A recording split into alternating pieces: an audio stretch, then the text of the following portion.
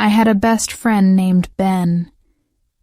We were the same age, lived next door to each other, and always hung out after school.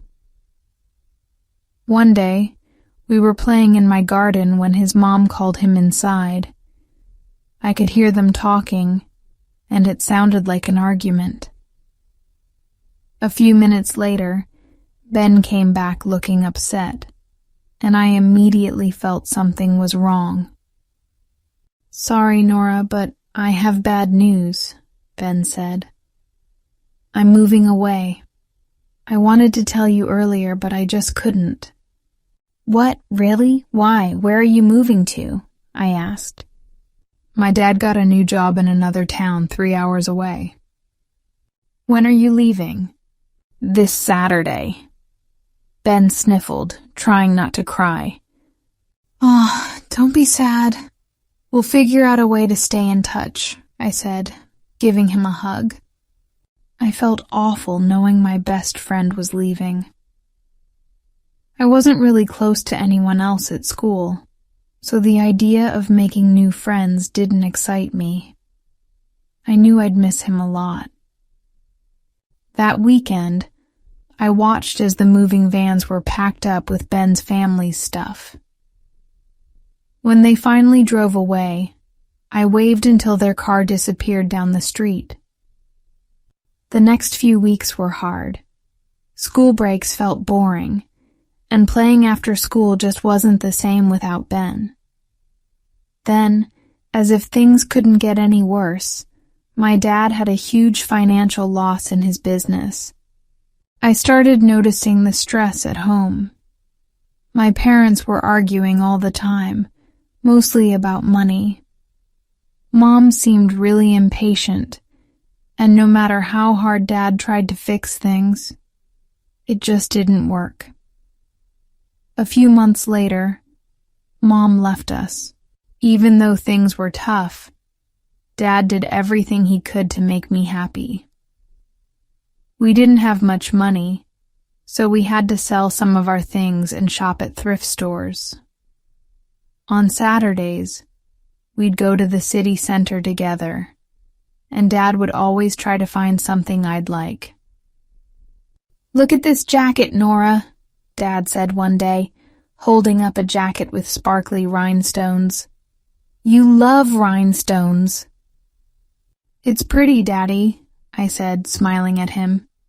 "See?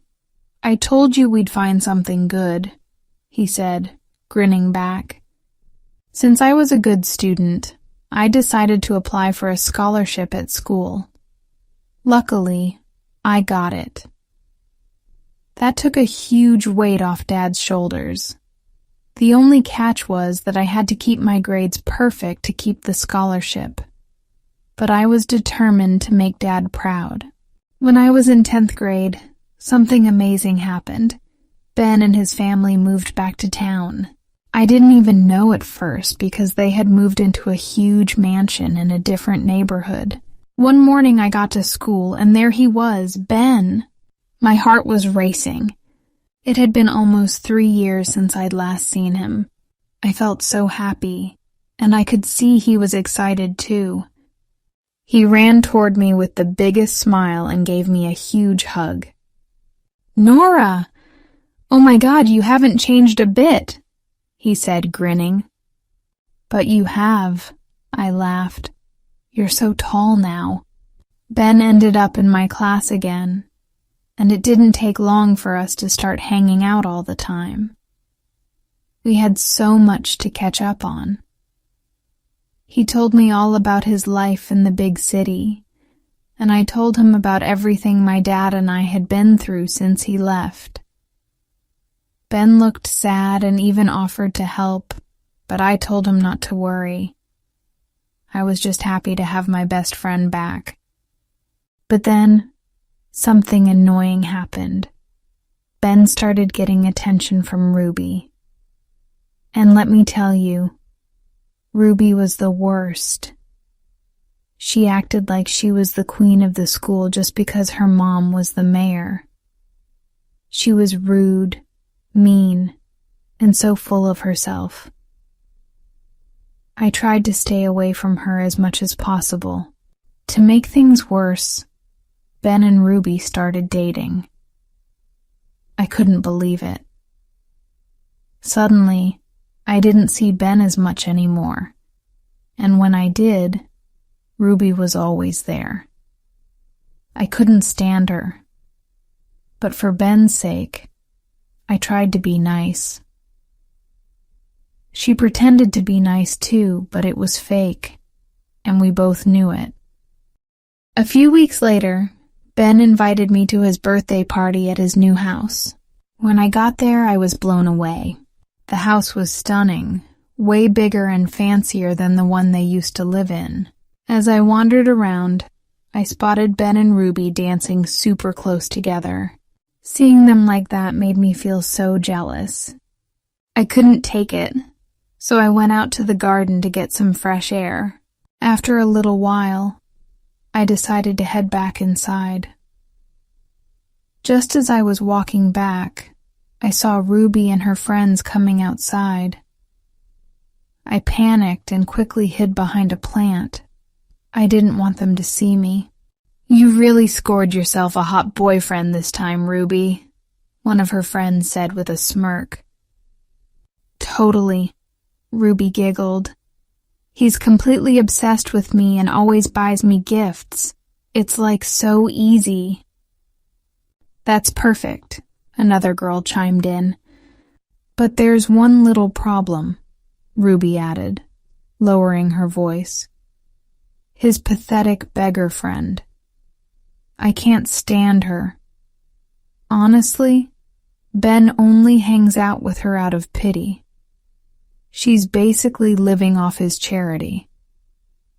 I felt my stomach drop as I heard her words. Ruby stopped talking when Ben stepped outside to join them. "Come on, Ruby," Ben said, smiling.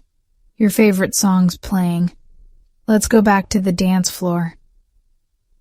Ruby flashed him a fake sweet smile and followed him back inside, with her friends trailing behind. I stayed frozen in place, hidden behind the plant. My chest felt tight, and my eyes filled with tears. I couldn't listen anymore. I turned and ran all the way home, wiping my face as I went. After that night, I started ignoring Ben completely. Even though he kept asking me what was wrong, over and over again, I refused to answer. When we were in our senior year, our teacher announced a science competition. The winning team would get a big cash prize, which sounded like a dream. Since I loved science and my dad and I could really use the money, I signed up right away. But then the worst thing happened. Our teacher paired me with Ben. I tried to protest. "Can I please switch partners?" I asked. "No, Nora, the teams are final," the teacher said firmly. That afternoon, Ben caught up with me as I was heading to the library. "Hey, Nora, should we work on the project at my place or yours?" he asked, trying to sound casual. "No thanks," I snapped. Ben looked confused and a little hurt. "Nora, I don't know why you've been ignoring me, but can we just focus on this? It's a great opportunity. Let's work together and win this thing." I knew he was right. Ben was amazing at science, and I couldn't deny we'd make a strong team. So, after a moment of hesitation, I reluctantly agreed. We started brainstorming ideas and came up with something really cool. Most of the time, we ended up working at his house. I noticed his mom was never around. A couple of times I asked about her, but Ben would quickly change the subject like he didn't want to talk about it. Eventually, we finished the project, and it turned out great. The day after we wrapped it up, we were hanging out in our usual spot at the park, when Ben suddenly asked me a weird question. "Nora, do you ever miss your mom?" Ben asked out of the blue. "What's it like living with just one parent?" I paused for a moment, then said, "I guess I've never really thought about it like that. But honestly, it's great knowing how much my dad loves me." Ben nodded, but then his expression changed. His eyes filled with tears. "My mom's in the hospital," he said softly.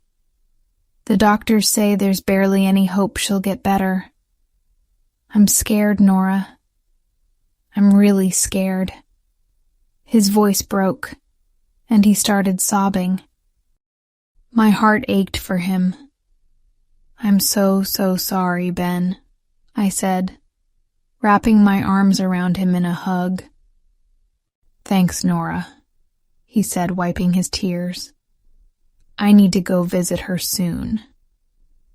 "Do you want me to come with you?" I asked gently.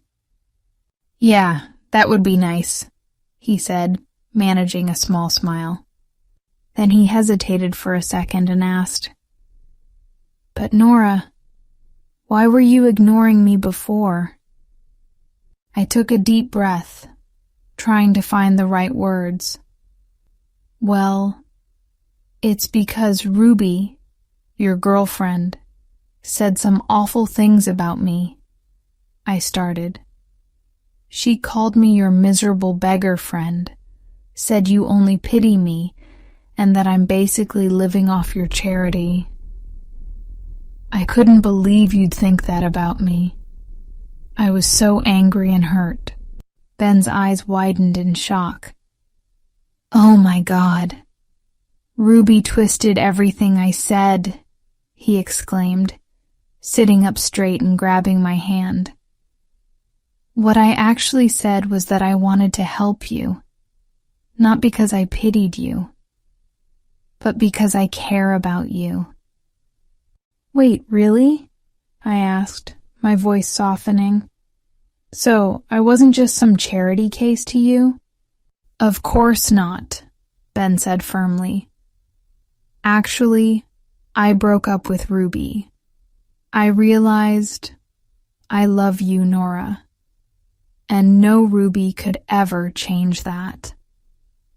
"You do?" I whispered, feeling my cheeks heat up. "Yes," he said, giving my hand a gentle squeeze.